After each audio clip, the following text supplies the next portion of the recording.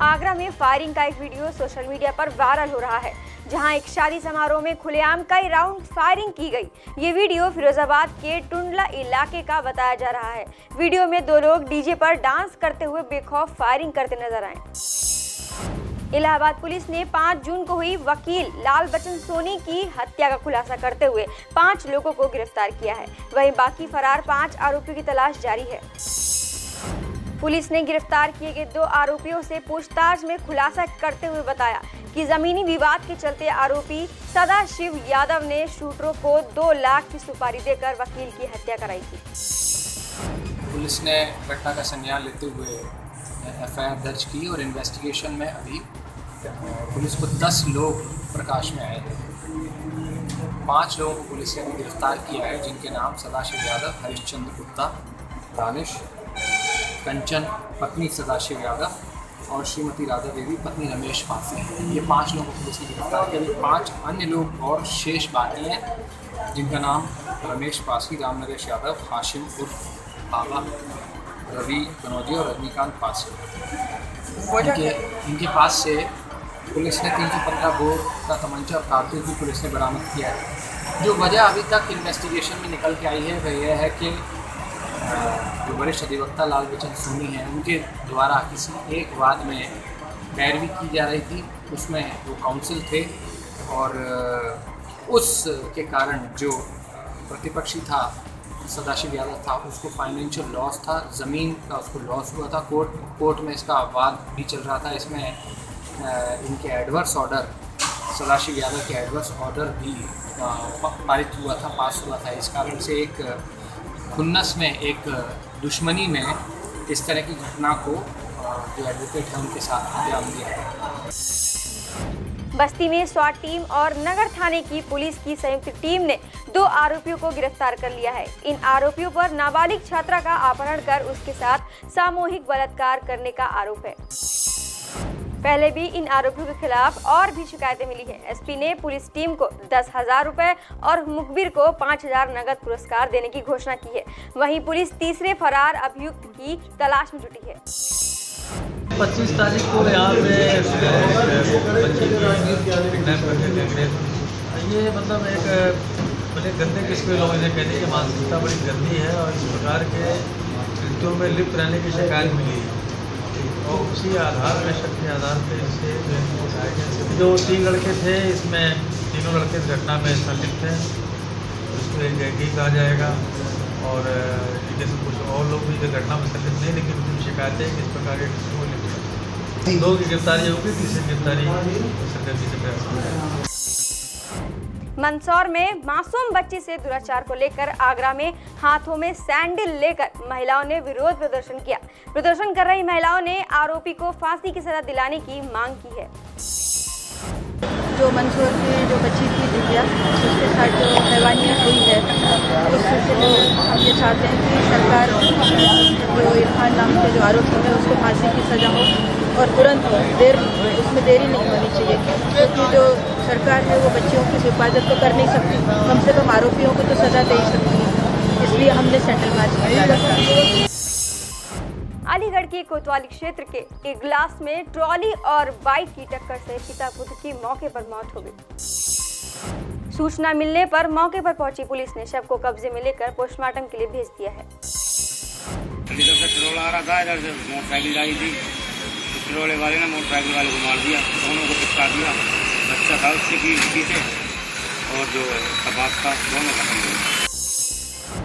बांदा में मायावती के कभी खास रहे कद्दावर नेता और पूर्व कैबिनेट मंत्री नसीमुद्दीन सिद्दीकी से हमारे प्राइम टीवी के संवाददाता ने खास मुलाकात की। इस दौरान उन्होंने हमारे संवाददाता से अपने जीवन के कई पलों को साझा किया।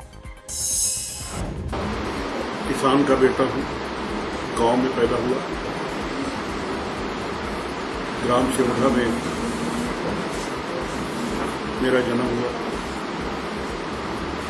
मेरा पॉलिटिकल बैकग्राउंड नहीं है, मैं वॉलीबॉल का खिलाड़ी था और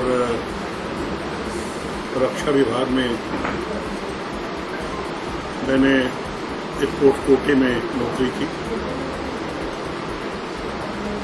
कई नेशनल चैम्पियनशिप खेले मैंने।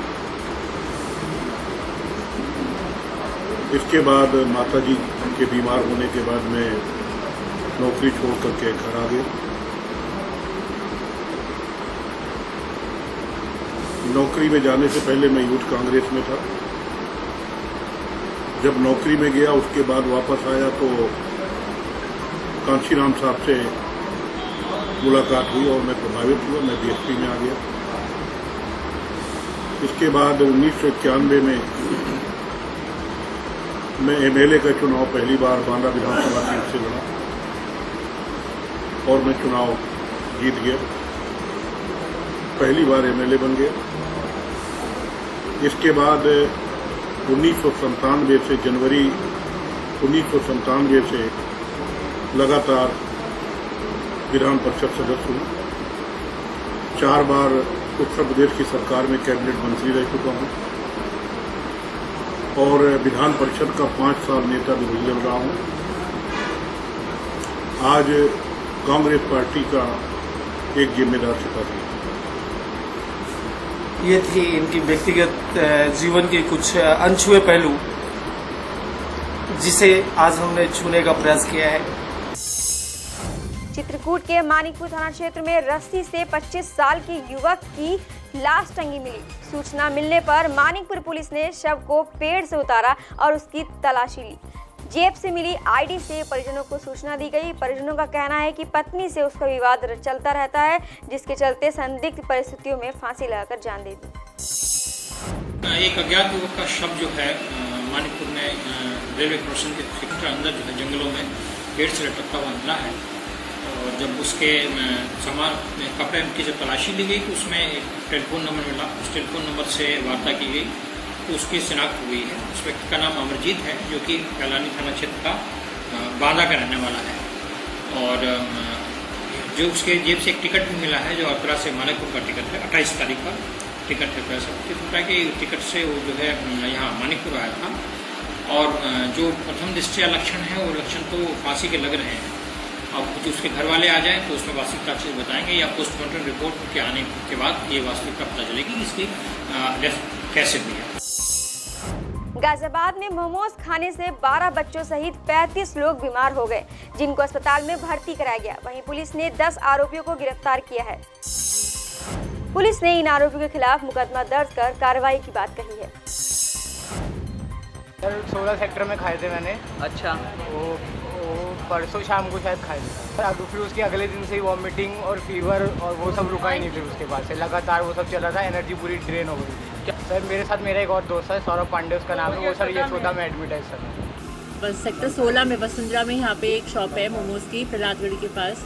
वहाँ पे मोमोज से एक फैमिली में 8 लोगों को loose motions, vomiting, severe dehydration, even fever तक, ये सब पेट में दर्द बहुत ज़्यादा फ्रीक्वेंटली उनको लूज मोशंस हो रहे हैं। हरदोई के संडीला सामुदायिक स्वास्थ्य केंद्र में प्रसूता के परिजन से ऑपरेशन के लिए 7,000 रुपए वसूलने का मामला सामने आया है। आरोप है कि आशा बहू के माध्यम से ये डील हुई थी और सारे रुपयों का डॉक्टर के साथ बंदरबाट किया गया। मामले को गंभीरता से लेते हुए संडीला के सीएचसी अधीक्षक डॉक्टर शरद वैश्य भी मौके पर पहुंचे और इस पूरे प्रकरण की जांच कर कार्रवाई की बात कही। पहले 4,000 जमा किया, बाद में 3,000 जमा किया। किसको दिया था? माधुरी। माधुरी कौन है? आशा। कल एक ऑपरेशन तो हुआ, ये मेरी जानकारी में आया। मुझे स्टाफ ने बताया, सुबह जब राउंड लिया है तो उन्होंने बताया कि लक्ष्मी बेरे मऊ के मरीज़ का ऑपरेशन हुआ है। क्योंकि कल मैं यहाँ पर नहीं था, हमारी लखनऊ में मीटिंग थी तो हम उसमें थे। तो ऑपरेशन तो हुआ है, लेकिन उसमें पैसे लिए जाने की किसी चीज़ का संज्ञान मुझे नहीं है। लेकिन जैसी शिकायत आपके स्तर से मुझे प्राप्त हुई है, इस पर मैं अपने स्तर से ज़रूर तहकीकात करके इसकी जाँच करूँगा कि अगर ऐसा लिया गया है तो गलत है और पैसे, मरीज के पैसे वापस कराए जाएंगे और भविष्य में इस तरीके का ना हो, इसकी मैं जरूर कोशिश करूँगा। हरदोई में एक शादी समारोह में महिलाओं ने दरोगा की बंदूक छीनकर मारपीट शुरू कर दी। दरोगा की वर्दी के बिल्ले भी नोच दिए, जिसके बाद पुलिस ने मैरिज हॉल को घेरकर बारातियों की जमकर पिटाई की। दरअसल लड़का और लड़की पक्ष के बीच किसी बात को लेकर विवाद हो गया था, जिसके बाद सूचना मिलते ही मौके पर पहुंचे दरोगा ने समझा बुझाकर मामले को शांत कराने की कोशिश की, लेकिन बाराती दबंगई पर उतर आए। वहीं पुलिस ने दूल्हा और उसके पिता समेत कई लोगों को गिरफ्तार कर लिया है। ये हुआ था कुछ लड़के के पक्ष के लोग ने ड्रिंक कुछ लगा के कर रखी है, वो उसी के जाकर वही दारू पी के उन लोगों ने जो है कुछ लड़ाई झगड़ा किया कि उनके दरोगा जी साहब मारपीट हमने नहीं देखा, अंदर थे, लेकिन सुना है लोगों से मारपीट हुआ है। कुछ लोग जो है पकड़े गए हैं, उनसे जो है उपवन गेस्ट हाउस है, यहाँ पे एक शादी थी, दूसरा थाने के पैरोकार थे, उनके बेटे की शादी थी, और यहाँ के वकील साहब हैं राजकुमार जी, उनके बेटे की शादी। आपस में किसी बात को लेकर ना फाके हो गई और आपस में लोगों ने मारपीट किया। लड़की पक्ष के काफ़ी लोगों को खोपड़ी के छोटे आए, सर के छोटे आए हैं, कोशिश से मारते हैं। और जब पुलिस पार्टी आई तो पुलिस पार्टी को इन लोगों ने हमला किया है। हमारे सब इंस्पेक्टर की रिवॉल्वर छीन लिया है, रिवॉल्वर रिकवर हो गई है और इन लोगों के खिलाफ वैधानिक कार्रवाई की जा रही है।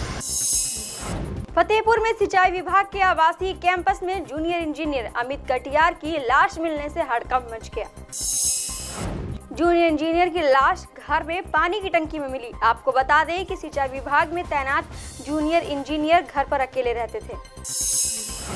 इस मामले में सीओसीटी की माने तो मामले की जांच की जा रही है और पोस्टमार्टम रिपोर्ट के आधार पर कार्रवाई की जाएगी। घर पे वही उनकी वाइफ आई थी बाहर से, कहीं से उन्हीं ने बोला कि चलो दिखाओ, मतलब खोल, मतलब दरवाजे बहुत देर से 1-2 घंटा खटखटा रही थी, वो नहीं खोल रहे थे। और तो फिर वो हम लोगों के पास आई बुलाने के लिए, तो गए हम लोग, मतलब यहाँ से फिर आए हम लोग। घर मैंने बोले कि हम वहाँ से चढ़े दीवार से तो चोट लग गई, फिर सीढ़ी लेकर आए हैं, सीढ़ी लगा कर देखे टंकी में थे। तो देखिए अमित कटियार जी हैं जो यहाँ पे इरिगेशन में यही थे, और उनकी पत्नी घर गई हुई थी। जब वो लौट कर के आई हैं तो उन्होंने बताया कि दरवाज़ा अंदर से बंद था, कोई दरवाज़ा नहीं खोल रहा था। तो पड़ोस के लोगों को बुला करके उन्होंने दरवाज़ा खुलवाने का प्रयास किया। जब दरवाज़ा नहीं खुला तो पीछे से सीढ़ी लगा करके लोग अंदर आए। अंदर देखे तो घर में जो पानी इस्तेमाल के लिए स्टोर करने के लिए जो टंकी होती है, उसी टंकी में उनकी डेड बॉडी पड़ी हुई। उनकी पत्नी के द्वारा जो प्राथमिक सूचना दी जा रही है, उसके आधार पर पंचायतनामा पोस्टमार्टम कार्रवाई की जा रही है।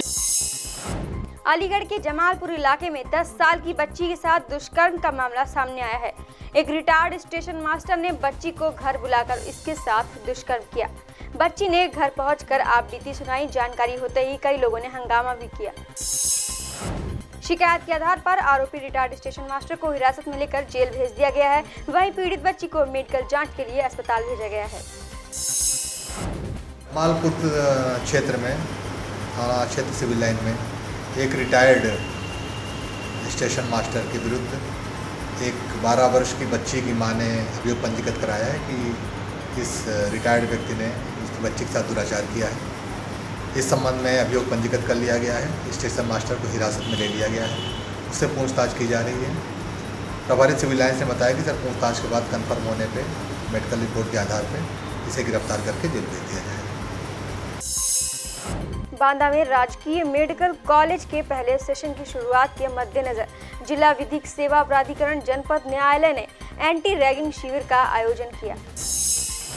इस शिविर में कॉलेज के सभी छात्रों को न्यायालय के आदेश और नियम कानून के बारे में संपूर्ण जानकारी दी गई। आज एंटी रैगिंग के बारे में अवेयरनेस क्रिएट करने के लिए MBBS के छात्रों को, जो कि एक बहुत बड़ी समस्या बहुत सारे मेडिकल कॉलेजों में हो गई है, उस वजह से बहुत से छात्रों ने सुसाइड करा है, बहुत से छात्रों की हत्या हुई है, और जिसकी शुरुआत हिमाचल प्रदेश में 2007-8 में हुई थी। अमन कचरू एक स्टूडेंट था जो अपने माँ बाप का इकलौता लड़का था, उसको रैगिंग के नाम पे उसका मर्डर हो गया था। तो उनके फादर ने सुप्रीम कोर्ट में एक केस किया था। उस वजह से जितनी ये काउंसिल होती हैं, जैसे मेडिकल काउंसिल ऑफ इंडिया है, यूनिवर्सिटी ग्रांट कमीशन है, इन्होंने एक रेगुलेशन बनाए हुए हैं जो कि जिनका लॉ का वो होता है कि कानूनी प्रावधान है। उसमें ये किया गया कि रैगिंग को कंप्लीट बैन करना है, और जब बच्चों का एडमिशन होता है, सेशन शुरू होता है क्लिनिक, उस समय पुराने बच्चों को आपको अवेयर कराना होता है कि भाई रैगिंग नहीं करनी है, रैगिंग होती क्या है, और इससे क्या असर पड़ेगा उन लोगों के जो नए छात्र आते हैं। बहराइच में शव को कब्र से निकालकर दोबारा पोस्टमार्टम कराने का मामला सामने आया है। परिजनों ने युवक की हत्या करने का मामला बताया था, लेकिन पुलिस ने हादसा बताकर मामले को रफा दफा कर दिया था। पीड़ित परिजन ने न्याय की आस में डीएम और एसपी का दरवाजा खटखटाया, तब जाकर लगभग 15 दिन के बाद मुकदमा दर्ज किया गया। पीड़ित परिवार के अनुसार युवक के शरीर पर चाकुओं और तेजाब के जलने के निशान थे। रोवे चिल्लाए लागे तो कहीं कि चलो हम बताइए चलो हेरा जा जंगल में। यहाँ जब जंगल हेरा ही गए तब पिरवा तेरे दबे पड़े और मारिन उन्हीं लोग मुन्ना मारिन, फैलू हसन के लड़का और सद्दाम मारिन और प्रताप मारिन और एक लोग और है रमेश। में एक बराह का जंगल है और प्रथम दृष्टया जांच में ये बात प्रकाश में आई थी कि पेड़ काटते समय पेड़ से दब के उसकी मृत्यु हुई है, लेकिन उसके परिजन इसमें हत्या का आरोप लगा रहे हैं और उनके आरोप पे 302, 201 का मुकदमा कायम कर लिया गया है और आगे वैधानिक कार्रवाई की जा रही है। इटावा में मीटर लगाने पहुंची पावर कॉर्पोरेशन की टीम को बुनकरों ने वहां से भगा दिया।